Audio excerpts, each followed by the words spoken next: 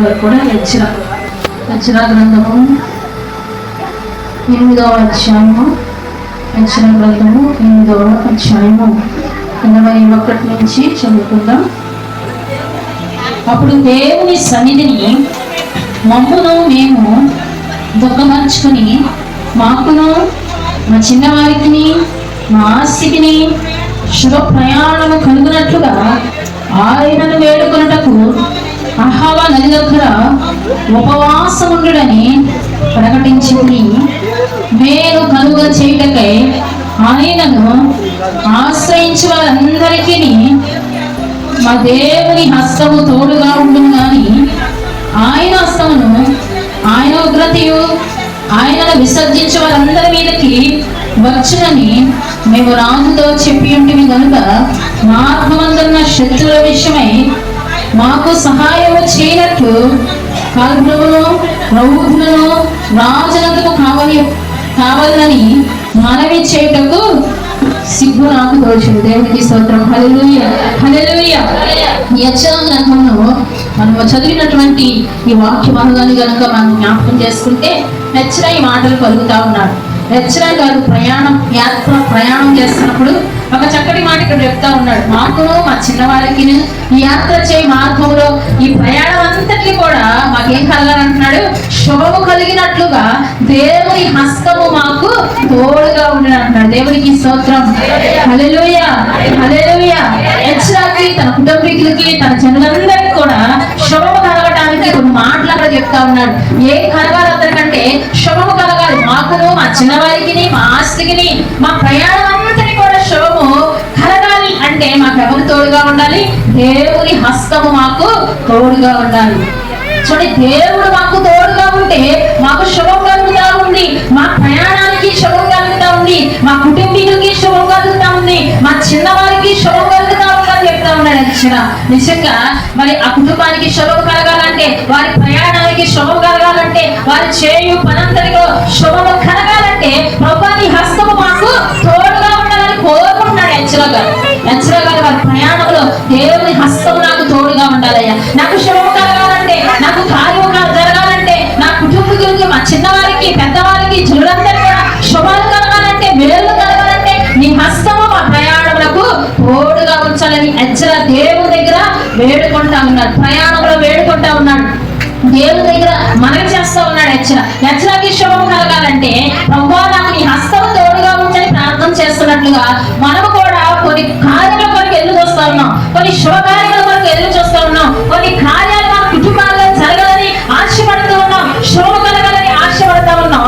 యెషయా మనము కూడా ఏం చేయాలంటే ప్రభు హస్తము మనకి తోడై ఉందిలాగా, దేవుడు మనకి తోడై ఉంటే మనకి శుభం కలుగుతా ఉంది, మరి దేవుడు మనకి సహాయకుడుగా ఉంటే మనకి శుభం కలుగుతా ఉంది. మరి ఎవరి తోడును మనం కోరుకుంటా ఉన్నాం? చాలా మంది నాకు వారు తోడుంటే బాగుండు, వీరు తోడుంటే బాగుండు, ఎవరు తోడు లేరనుకుంటా ఉంటాం, ఎవరు మాకు సహాయం చేయమని లేరనుకుంటా ఉంటాం. యెషయా తన ప్రయాణం అంతట్లో కూడా తన కుటుంబీకులతో కలిసి ప్రయాణం చేస్తున్నప్పుడు ఎవరి తోడు కోరుకోలేదు ఆయన. ఈ రోజు మనమైతే తోడు కోరుకుంటా ఉంటాం, మనమైతే ఈ రోజు బంధాలు కోరుకుంటా ఉంటాం, ఈ రోజు మనకి సహాయం చేసేవారు కావాలని మనం కోరుకుంటా ఉంటాము.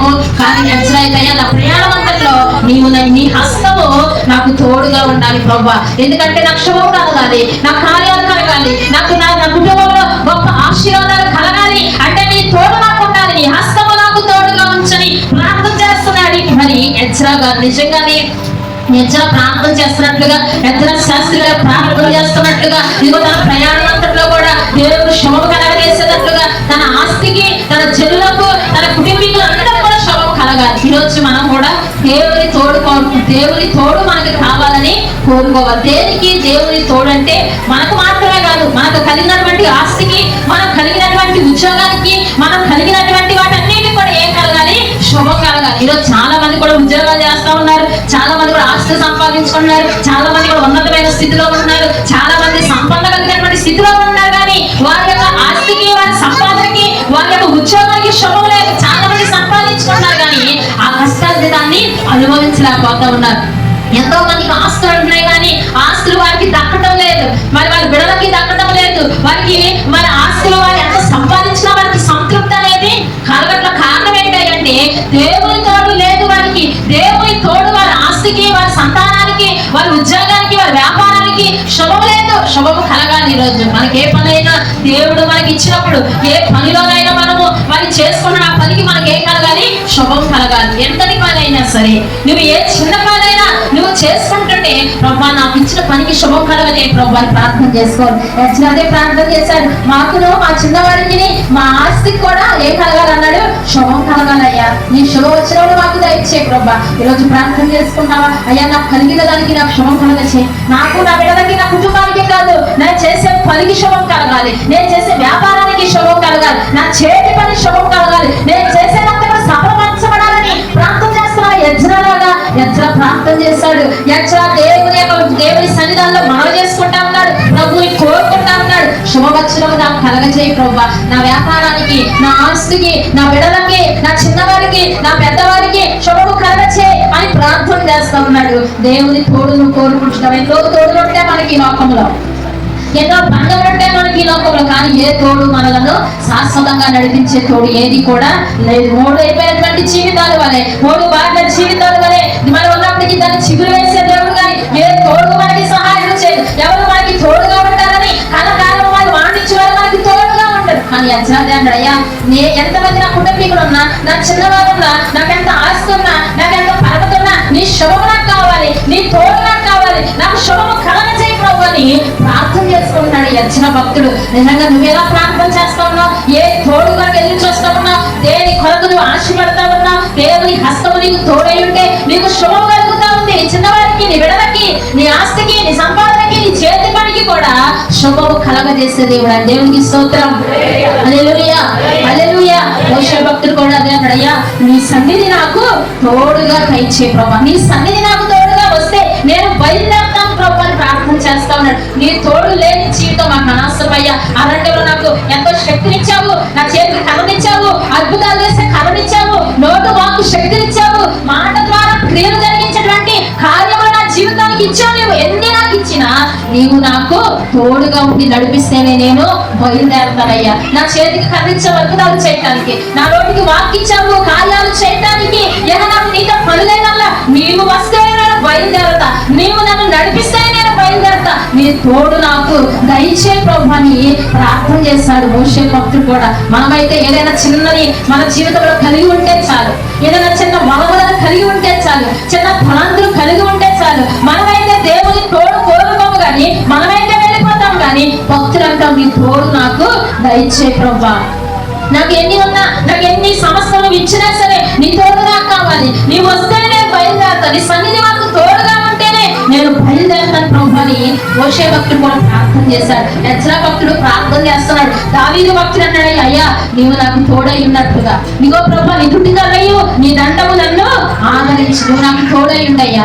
నీవు నాకు తోడుగా ఉండు. నీ తోడు లేకపోతే నేనేమి చేయలేను. నీ తోడు లేకపోతే నేను ఎక్కడికి వెళ్ళలేను. నీ తోడు లేకపోతే నేను జీవించలేను. ఈ రోజు ప్రభు తోడు లేకపోతే మనం జీవించగలుగుతా ఉన్నాం. ఎందుకంటే మన మనుషులు తోడు కోరుకుంటా ఉన్నాం. మనం ఎందుకంటే గొప్ప వారికి తోడు కోరుకుంటా ఉన్నాం. లేదంటే మన బిడ్డలు మనకు తోడుగా ఉన్నారు. లేదా మన సంపాదించిన ఆస్తి మనకి వెనకాల ఉంది. డబ్బు మనకి తోడుగా ఉంది. బంగారం మనకి తోడుగా, ఎవరికి తోడు అవసరం లేదు. దేవుడి తోడు కూడా మనము కోరుకోలేకపోతున్న. శుభం ఎలా కలుగుతుంది? మీకు శుభము కలగాలంటే ఇక్కడ యెజ్రా భక్తులు ప్రార్థన చేసే కొన్ని విషయాలను మనం జ్ఞాపకం చేసుకోవాలి. నీకు, నీ కుటుంబీకులకి, నీ సంతానాలకు, నీ ఆస్తికి, నీ చేతి పనులకి, నీ చేతి వృత్తికి శుభము కలగాలంటే నీవు కొన్ని మాటలుగా రాయబడింది యెజ్రా గ్రంథంలో. ఒకటి, నీవు నాకు తోడుగా ఉండు ప్రభువా అని ప్రార్థన చేస్తా ఉన్నాడు. ఈరోజు శుభము నీకు కలగాలంటే, నీ కుటుంబంలో శుభం కలగాలంటే, నీ జీవితంలో శుభం కలగాలంటే, నీ యొక్క ఆస్తికి శుభం కలగాలంటే నీవు కూడా దేవుని తోడును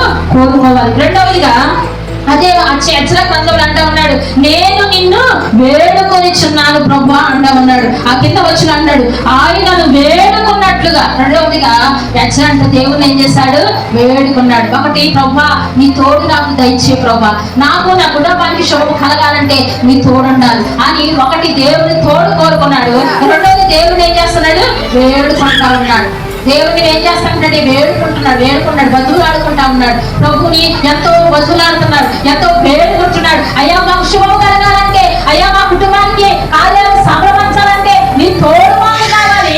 రెండోది నేను వేడుకుంటా ఉన్నాను, వధువులు ఆడుకుంటా ఉన్నాను. దేవుడి దగ్గరికి వెళ్ళి యెజ్రా బతుకులాడుతా ఉన్నాడంట. అందుకని తిమోతి పత్రికలు అంటా ఉంటాడు కదా, మీరు రాజుల కొరకు అధికారుల కొరకు ప్రార్థన చేయడానికి యాచనలను కృతజ్ఞతాస్తుతులను దేవునికి ప్రార్థన చేయాలి, ఎడతెగక ప్రార్థన చేయాలి, యాచన చేయాలి, కృతజ్ఞతాస్తుతులు చెల్లించాలి, దేవునికి స్తుతియాగం చేయాలి, దేవునికి మనవి చేయాలి, దేవునికి మరి మీరందరూ కూడా కృతజ్ఞతాత్మలు చెల్లించాలి, యాచనలు చేయాలని చెప్తాడు. యాచన అంటే బతుకులాడుకోవడం. దేవుడి దగ్గరికి వచ్చి ఎంతో మంది మనుషుల దగ్గరికి వెళ్ళి అయ్యా సహాయం చేయవా, అయ్యో ఆపదన్నా ఓ 10,000 ఆపదన్నా 5,000 అయ్యా నీ కాలు పట్టుకుంటా నీ చేతులు పట్టు వేడుకుంటాం మనుషుల దగ్గరికి వెళ్ళి, మనం బతుకులాడుకుంటాం మనుషుల దగ్గరికి వెళ్ళి.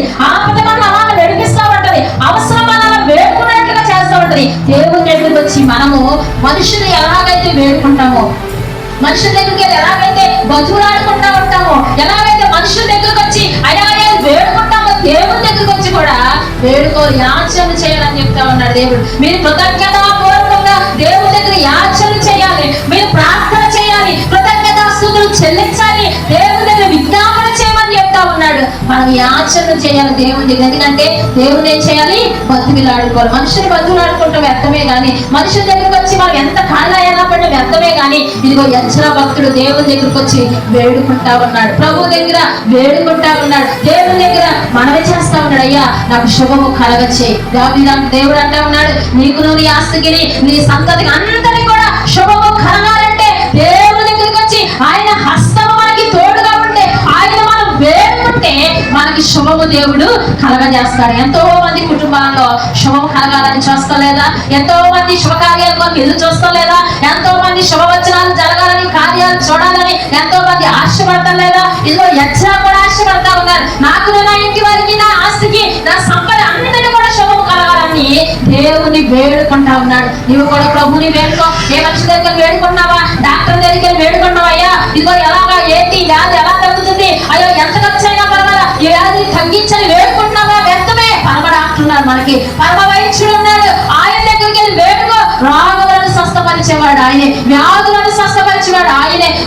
మరి కుదరలేని రోగాలను మరి సమకూరి వాటన్నిటిని కూడా కొట్టివేసేవాడు ఆయనే. నీ సంకటములన్నిటిని కూడా కుదురుస్తానన్నాడు. ఈరోజు కుదరలేనటువంటి రోగాలు, ఈరోజు కుదరలేనటువంటి పరిస్థితులు, కుదరలేనటువంటి స్థితిగతులు, జీవితాలకు కుదరటల్లా, వ్యాధులు కుదరటల్లా, ఏమి కూడా మన జీవితాలకు కుదరలేనటువంటి పరిస్థితులు ఉన్నాము. ప్రభు దగ్గరికి వచ్చి వేడుకుంటావా? అయ్యో ప్రభు నేను కుదరలేనటువంటి రోగంతో ఉన్నా, నా ఈ రోగాన్ని ఈ సమస్యను ఎవరు కూడా కుదర్చట్లేదు, ఏ డాక్టర్ దగ్గరికి రోగము తగ్గట్లా, ఇదిగో నా జీవితం కుదురు లేకుండా, నా పరిస్థితి కుదురు లేకుండా అంత సంచలనమైనటువంటి పరిస్థితిలో ఉన్నానని ప్రభు దగ్గరికి వచ్చి వేడుకుంటున్నావా? యెజ్రా వేడుకుంటాడు, అయ్యా మాకు శుభము కలగాలయ్యా, అయ్యా మాకు శుభము కలగాలి, మాకు మంచి జరగాలి, మా ఆస్తికి మంచి జరగాలి, నా బిడ్డలకి మంచి జరగాలని ప్రభు దగ్గరికి వచ్చి వేడుకుంటా ఉన్నాడు. నువ్వు వేడుకుంటున్నావా? ప్రభు దగ్గరికి వచ్చి బతుకులాడుకుంటున్నావా?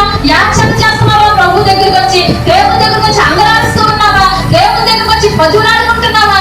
ఎంతో మంది దగ్గరికి వెళ్ళి బతుకులాడి చేతులు పట్టుకుని అడుక్కుంటా ఉంటాం, ఎంతో మంది దగ్గరికి వెళ్ళి వాళ్ళు కాలాయలా పడుతూ ఉంటాం. ఇదిగో పరిశుద్ధాత్మ దేవుడు అన్నాడు, దేవుని దగ్గరికి వచ్చి వేడుకున్నప్పుడు, దేవుని దగ్గర శ్రమ వచ్చినప్పుడు దావీదు భక్తుడు అన్నాడు, అయ్యా నన్ను కరుణించుము, నన్ను కరుణించుము, నీ ఆపదలన్నీ తొలగ వరకు నేను నీ రెక్కల కింద శ్రమదొచ్చి ఉన్నాను అంటా ఉన్నాడు. దావీదు భక్తుడు అన్నాడు, అయ్యా నన్ను ఎవరు కరుణించేవారు లేదయ్యా, నన్ను ఎవరు కరుణించట్లేదు, ఎవరు ఆదరించట్లేదు, నాకు అనేకమైన ఆపదలు వచ్చినాయి, అనేకమైన సమస్యలు వచ్చినాయి, నేను ఎక్కడికి వెళ్ళి దాక్కోనయ్యా? ఎంతో మంది సమస్యలు వస్తే, ఎంతో మందికి బాధలు వస్తే, ఎంతో మందికి సమస్యలు ఎక్కువైపోతే, అప్పులు ఎక్కువైపోతే, ఇబ్బందులు ఎక్కువైపోతే పరిగెత్తుకుని ఎక్కడో చోట దాక్కుంటా ఉంటారు. అప్పులు వారు వస్తే దాక్కుంటా ఉంటాం, సమస్యలకి దాక్కుంటా ఉంటాం, ఊరలేసి వెళ్ళిపోతా ఉంటాం. దావీదు భక్తుడైతే దేవుని సన్నిధానానికి వచ్చి, అయ్యా నన్ను కరుణించుము, నన్ను కరుణించుము, ఎప్పటి వరకు కరుణించమన్నాడు? ఈ ఆపదలన్నీ తొలగు వరకు కూడా నీ రెక్కల చాటు కింద నేను దాక్కుని ఉంటాను. ఎక్కడ దాక్కున్నాడు దావీదు భక్తుడు? దేవుని దగ్గర దాక్కున్నాడు. ఈరోజు నువ్వెక్కడ దాక్కుంటున్నావు? సమస్యలు వస్తే, అప్పులు బాధలు వస్తే, ఇబ్బందులు వస్తే, రోగం వస్తే ఎక్కడ దాక్కుంటున్నావు? మనుషుల చాటు దాక్కుంటున్నావా? బంధువుల దగ్గరికి వెళ్ళి దాక్కుంటున్నావా? స్నేహితుల దగ్గరికి వెళ్ళి దాక్కుంటున్నావా? ఎక్కడ నువ్వు దాక్కున్నా మనుషులు నిన్ను సభలకు అప్పచెప్తారు, మనుషులు నిన్ను వ్యాధులకు అప్పచెప్తారు, మనుషులు నిన్ను అనేకమైన కీడులకు అప్పచెప్తారు. కానీ సర్వోన్నతమైన దేవుని దగ్గరకు వచ్చి ఆయన రెక్కల కింద నువ్వు దాక్కుంటే, ఆయన రెక్కల కింద నీవు శరణొచ్చి ఉంటే, ఆపదలు తొలగు వరకు కూడా ఆయన రెక్కల చాటు కింద మరుగు చేయబడినటువంటి స్థితిలో ఉండగలిగితే పరిశుద్ధాత్మ దేవుడు నీ ఆపదలన్నింటినీ తొలగిస్తాడు, నీ సమస్యలన్నింటినీ చేస్తాడు. నీ ఇబ్బందులన్నింటినీ కూడా ఆయన తొలగించే దేవుడు. అందుకని ఇక్కడ ఎచ్చర కూడా, అయ్యా నాకు శుభము కలగచ్చే, అయ్యా నా కుటుంబానికి శుభము కలగచ్చే, మాకు మంచి కలగచ్చే, నాకు నా ఆస్తికి మంచి కలగచ్చే, నా పనికి శుభము కలగచ్చే. చాలా మంది పని చేసుకుంటా ఉన్నారు, కానీ ఆ పనిలో శుభం లేదు. చాలా మందికి కష్టపడుతున్నారు, కానీ ఆ పనిలో శుభం లేదు. చాలా మందికి ఆ కష్టంలో శుభం లేదు. చాలా మందికి అందుకే ఎంత కష్టపడుతున్నా సరే పైకి రావటం లేదు. ఎంత కష్టపడుతున్నా మీ స్థితిగతులు మారటం లేదు. ఎంత కష్టపడుతున్నా మన పరిస్థితి మారటం, ఎందుకంటే మనం చేసే పనిలో శుభం లేదు. దేవుని దగ్గర అడగాలి, అయ్యా మేము చేసే పనిలో శుభం నువ్వు సెలవివ్వు, నువ్వు శుభం కలగజే, నా పనిని అభివృద్ధి పరచు, నా పనిని ఆశీర్వదించు. దావీదు భక్తుడు, అయ్యా ఇదిగో నేను చేయు ప్రతి పనిని కూడా నీవు సఫలపరచు, నేను చేసే ప్రతి పని నువ్వు సఫలపరచు, అతడు చేయనంతా కూడా సఫలమవునుగాక అన్నాడు దేవుడు. చాలా మంది అనేకమైన పనులు చేస్తారు, సఫలపరచబడదు. చాలా మందికి ఉద్యోగ ప్రయత్నాలు చేస్తారు, సఫలం లేదు. చాలా మంది కష్టపడతారు, సఫలపరచబడరు. చాలా మంది రకరకాలైన వ్యాపారాలు పెడతారు, సఫలపరచబడరు. ప్రయత్నాలు చేస్తారు, సఫలపరచబడదు.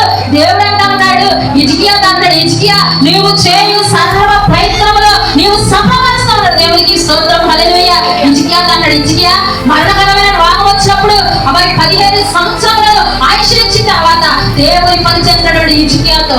దేవుడు అన్నాడు, హిజ్కియా నీవు చేయి సర్వ ప్రయత్నములు ఒకటి కాదు రెండు కాదు, సర్వ ప్రయత్నంలో కూడా నీకు సఫలం కలుగుతా ఉంది. ఈరోజు ఎవరికి వస్తుంది సఫలత? ఎవరి కుటుంబాల్లో సఫలపరచబడుతున్నామో, ఏ పనిలో మనం సఫలపరచబడుతున్నాం, ఏ పనిలో కూడా మనకి సఫలత లేదు, ఏ పనిలో కూడా మనకి ఆశీర్వాదం లేదు కదా. ఏది శుభమేది మన జీవితాల్లో? శుభం కలుగుతుందా మన జీవితాల్లో?